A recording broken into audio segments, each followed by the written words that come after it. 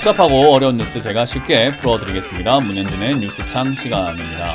오늘도 많은 뉴스들이 쏟아져 나오죠. 그런데 주식을 할 때 뭐가 필요한지, 그리고 보더라도 정확하게 이해가 안 되는 부분도 좀 있으실 것 같은데 제가 여러분들께 쉽게 설명해 드려보도록 하겠습니다.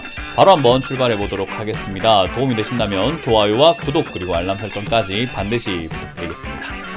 자, 일단 오늘 뉴스 뭘 뽑아왔는가. 일단 S&P 지수가 오른다 안 오른다 가지고 싸우고 있어요. 다우존스 지수랑 연관 있다 보시면 될 것 같은데요.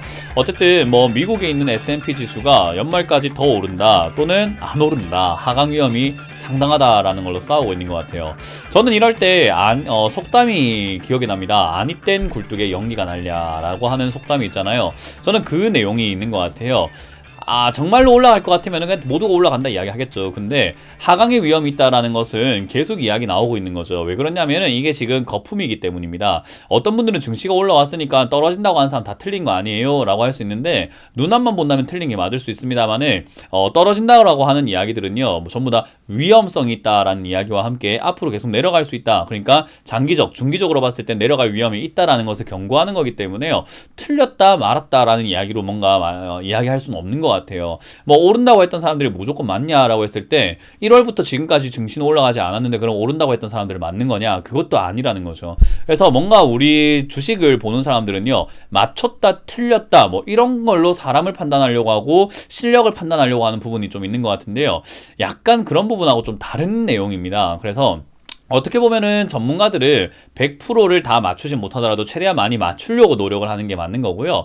그런 걸 가지고 우리가 무조건 틀렸으니까 저 사람은 끝났어, 맞췄으니까 무조건 잘 됐어, 이렇게 볼 수는 없는 게, 이렇게 하강 위험이 있다라고 하는 그런 내용들을 우리가 눈여겨봐야 되고 거기에 맞춰가지고 전략을 짜야 되는 겁니다. 저 사람이 떨어진다고 했으니까 난 무조건 인버스 살래, 저 사람이 오른다고 했으니까 나는 무조건 주식 몰빵할래, 이런 게 아니라는 거예요. 그래서 여러분들은 그런 걸 가지고 여러분들 돈을 걸고 내기하고 있는 것은 아니기 때문에 여러분들 자산을 지키기 위한 최적의 전략을 짜시길 바라겠습니다. 그래서 저는 하강 위험이 있다라고 저도 생각을 하고 있기 때문에 주식을 아예 안 하고 있는 건 아니지만 그래도 조심스럽게 해야 된다라는 주의고, 실제로 저희 회원들은 조심스럽게 리딩을 하고 있고 현금을 50%에서 많게는 80%까지 확보를 하고 우리는 주식하고 있기 때문에요, 지금 지수가 떨어지는 게 전혀 무섭지 않고 전혀 불행하지도 않고 괴롭지도 않은 상황이 되어버렸습니다. 이게 준비한 자의 차이라고 저는 생각을 해요. 그래서 여러분들이 그 점 참고하셔가지고 떨어진다라고 하는 이런 이야기들이 상당히 많이 나오는 요즘, 여러분들이 어떤 스탠스를 가지고 어느 정도의 적극성을 가지고 투자를 해야 될까, 100%로 들어가야 되는 걸까, 아니면 조금 한 발 빼놓고 보는 것이 맞을까를 좀 잘 고민해 보셨으면 좋겠다라고 말씀드리고 싶네요. 거기다가 일단은 B2가 요즘 증가하고 있는 것은 다들 알고 계실 겁니다. 여기저기 나오고 있는 뉴스죠. 그래서 제가 뉴스창 시간에도 많이 다뤘는데요, 이 내용이 지금은 5대 금융그룹 이자 수익이 급증하는 것에 영향을 준 것 같습니다. 그래서 은행이라고 하는 부분들 있죠. 은행이라든지 증권사 이런 데서는요, 이익이 굉장히 많이 늘어났어요. 근데 여기까지는 좋다 이거예요. 대출이 많이 늘어났으니까 좋다 이건데, 변동금리라고 하는 변수가 있다라고 생각하시면 좋을 것 같아요. 그래서 변동금리가 올라오게 되었을 때 이자가 더 많이 늘어나니까 수익이 더 많이 증가하겠지라고 생각할 수도 있는데요, 부실 리스크가 생기게 됩니다. 왜냐하면 이게 이자가 증가돼서 생기는 소득도 물론 좋지만요, 은행은 결국 안전해야 돼요. 돈을 맡겨놨는데 돈을 뺄 수가 없다면 얼마나 기분 나쁘고 얼마나 불안하겠습니까? 내 돈을 맡겼는데 빼줄 수가 없대요. 왜? 회사가 부실하다고. 그러면 은행이라고 하는 부분은요, 굉장한 리스크를 갖게 됩니다. 그래서 무너지는 게 한순간인 게 은행이거든요. 그래서 은행은 신뢰가 굉장히 중요하기 때문에요, 부실 채권, 그러니까 대출 관리를 좀 잘해야 될 것 같은데, 이자가 올라가게 되면은 이자 수익이 증가하는 것까지는 좋은데요, 증시가 폭락을 하거나 부동산이 무너지거나 했을 때 더 이상 돈을 갚지 못하는 사람들이 생기게 된다면 은행은 부실해지게 되고요, 부실해진 만큼 예금에 대한 어떤 안전을 보장할 수가 없는 상태가 돼버립니다. 그건 그거대로 문제가 크겠죠. 그래서 예전 토마토 저축은행과 같은 저축은행부터 무너질 수 있기 때문에 그 점 참고하셔가지고 지금 5대 금융사가 무너진다는 느낌보다는 조금 부실한 소형 은행들이 약간은 리스크를 안고 있다라고 생각하시는 것이 좋을 것 같아요. 그래서 이자 수익이 증가했다고 해서 무조건 지금 또 금융주 투자해야 되는 시기가 아닐까라고 생각하시기에는 제 생각에 너무 큰 리스크가 있기 때문에 조금 조심스럽게 다시 한번 분석해 보시는 것을 추천해드리는 바입니다. 자, 그리고 3분기 성장률이 0.3%랍니다. 올해 4분기 성장을 예상하고 있었는데 0.3%라고 하는 것은 굉장히 평균에 안 좋은 영향을 끼치겠죠. 우리가 평균 100점을, 평균 90점을 노리고 있었는데 수학 90점, 영어 80점, 그러면 과학은 약간 100점이든 90점 나와야 되겠다 생각을 했는데 과학이 3점 이렇게 나온 겁니다. 그럼 평균에 엄청나게 안 좋은 영향을 주게 된다는 거죠. 그래서 성장에 빨간불을 켜졌다라고 하는 거고요. 이렇게 된 이유는 유류 급등과 역시나 경기 위축과 인플레이션 여러 가지 이야기들이 다 영향을 주고 있는 것 같습니다. 그래서 성장률이 떨어지게 되면은 성장률이 좋을 거라고 생각했던 그 기대감들이 다 거품처럼 무너지게 되겠죠. 기대감은 어디에 반영이 되어 있죠? 증시에 반영이 되어 있습니다. 그 증시에 반영된 게 조금은 리스크가 생겼다라고 보시는 것이 맞을 것 같네요. 거기다가 미국은 300만 명이 조기 은퇴했다라고 하죠. 코로나 때문에 퇴사가 쓰나미처럼 몰려오고 있다라는 거예요. 물류 대란 때문에 지금 구인난 쇼크라고 하죠. 물류를 이제 해야 되는데 사람들이 운송도 해주고 해야 되는데 사람을 구하기가 되게 어렵다. 그리고 사람들이 구직, 그러니까 구하는 사람도 찾기가 힘들다고 그래요. 왜냐하면 지금 어떤 분위기냐면 미국도 우리나라도 사람을 한번 딱 고용하면요 쉽게 해고를 잘 못하는 분위기죠. 그렇기 때문에 노동 유연성이 떨어진다라고 하는데요. 쉽게 뽑고 쉽게 해고하고가 안 되다 보니까 기업은 인사관리에 있어가지고 굉장히 치밀하게 계획을 짤 수밖에 없고요. 내년 경제가 불투명하고 불확실한 이런 과정에서 인력을 더 늘린다는 것 자체가 리스크로 다가오겠죠. 거기다가 지금 매출도 줄어들고 있는 상황에서 야 이거 지금 늘려가지고 될 일인가? 이거 한번 뽑으면은 계속 고용 유지비가 계속 들어가게 되는데 괜찮은 건가 하는 거예요. 여러분들도 이게 기업의 입장에서 생각 한번 해보는 게 어떤 분위기냐면요. 여러분들 지금 뭐 생활하시는 데 있어가지고 소비하는 데 돈이 들어갈 겁니다. 어느 정도 일정 부분 돈을 쓰고 계실 거예요. 그런데 그런 상황에서 여러분들이 차를 한 대 더 한다고 생각해 볼까요?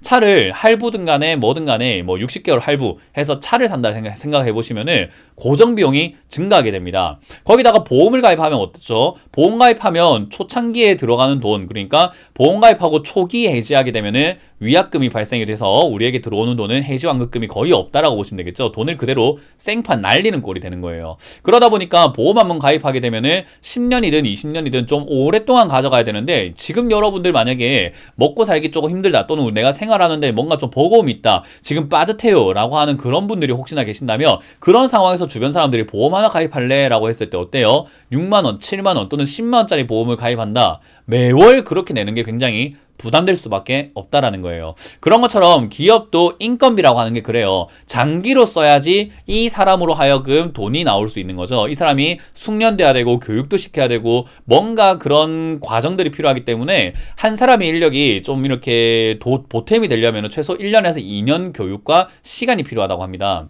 그런 것처럼 기업이 지금 1, 2년 투자를 하기 위해서 사람을 뽑으려고 했을 때 뽑고 난 다음에 계속 유지비, 결국 인건비가 계속 올라가게 되는 건데 그게 가능할 것인가? 지금 약간 불확실성 속에 있기 때문에 기업들은 사람을 잘 뽑지 않으려고 하는 분위기죠. 그래서 그런 부분들이 역시나 경제에 어떤 영향을 미칠 것인가? 내년 굉장히 안 좋을 수 있다라고 많이 전망이 나오는 이유가 될 것 같습니다. 저도 지금 그런 부분에 있어가지고요. 그냥 이론상으로 봤을 때 굉장히 교과서적으로 봤을 때 내년 경제는 안 좋을 수밖에 없다라고 이렇게 외치고 있는 거고요. 상식적으로 내년은 안 좋을 것 같다라고 이야기를 하는 거죠. 기적적인 일이 일어나지 않는다고 한다면 결국 내년은 경기 침체가 일어날 가능성이 매우 높다라고 보여집니다.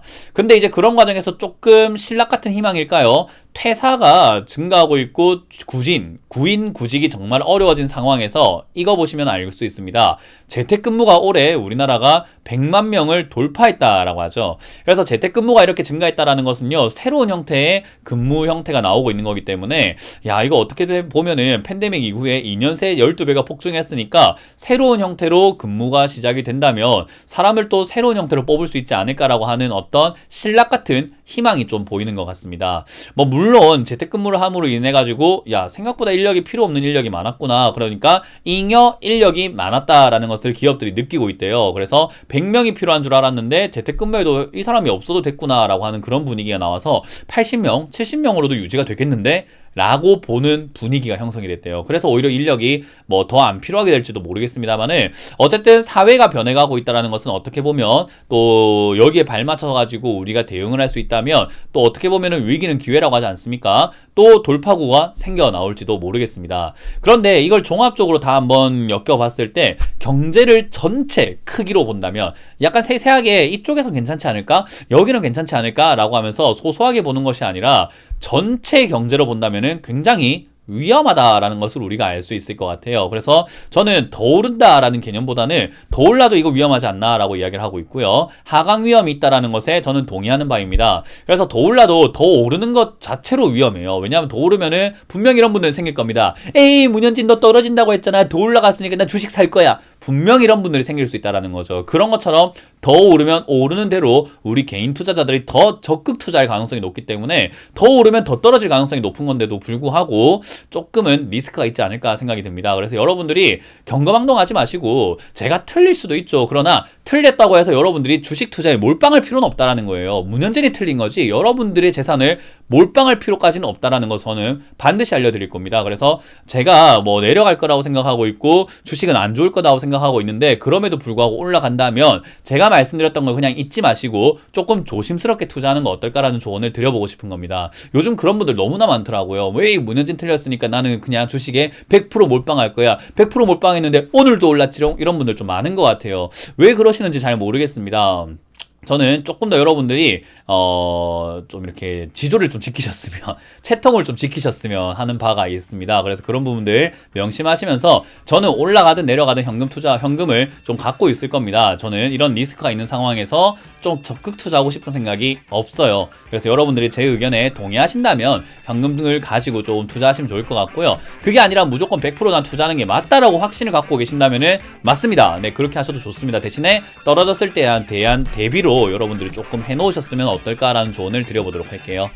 자, 일단 지금 연말로 가면 갈수록 이제 현실이 좀 다가오고 있는 것 같습니다. 제가 뉴스창을 통해서 우려감들을 여러분들께 계속 말씀드렸는데 그 우려가 현실로 다가오고 있고요. 다음 주는 FOMC까지 예정이 되어 있죠. 거기서 어떤 이야기 나오냐에 따라 가지고 증시에 또 향방이 갈릴 것 같기 때문에요. 조금 조심합시다. 이런 시기에 굉장히 지금 우후죽순 무너질 수 있는 사이라고 생각이 되니까요. 폭풍 전야다라는 이야기를 드리면서 마무리 짓도록 하겠습니다. 지금까지 문현진 멘토의 뉴스창 시간이었습니다. 고맙습니다.